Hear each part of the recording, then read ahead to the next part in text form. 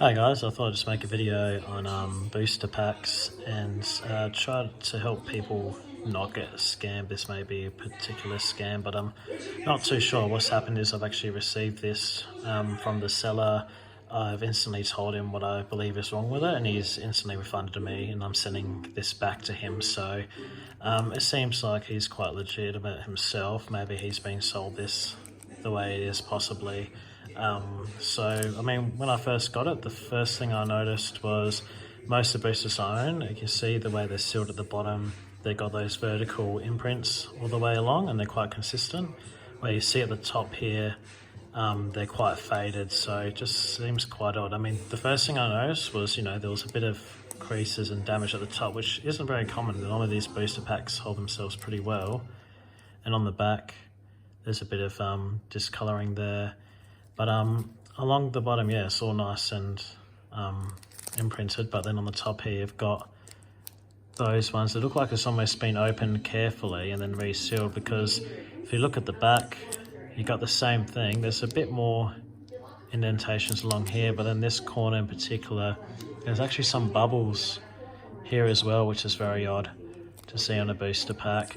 And then the biggest thing for me is that normally these packs at the bottom, the flap is sealed, so where it's sealed at the bottom, where at the top here this flap isn't attached at all, it actually comes right up. So that's probably the biggest thing for me that I find a concern. I don't know why this would be detached without doing any sort of damage to this. It seems possibly that it's been opened very carefully, and then yeah, it just seems quite odd. So just thought it'd be something to look out for when it comes to weighing this pack. And he weighed it before I purchased it.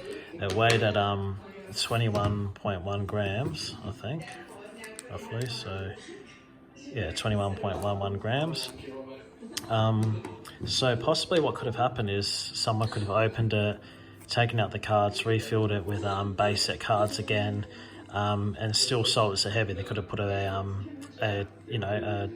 holo that isn't as rare, so that way if someone bought this pack then opens it without checking, which a lot of people might do, then they wouldn't even know that they've been scammed. So I think he also did mention to me that that I could open it, and if there was contents in there that then I could dispute it with him. But I think my best option was leaving the pack as it is and sending it back to him, because I did mention to him that these could just be refilled with base set cards, and then I suppose it's more my responsibility if I've then gone and opened the pack and tried to dispute this. But yeah, send this back to him tomorrow. He's already refunded me, so I think he still seems quite genuine on my end. He said he bought this as a package deal on eBay, so he's possibly been scammed. But just, yeah, be careful to look out for that. As soon as you get a pack, even though it may appear genuine and sealed, the biggest thing for them is just reusing old packs. So, I mean, I may be wrong, but experience tells me it just seems very odd. I don't know why you have this kind of damage,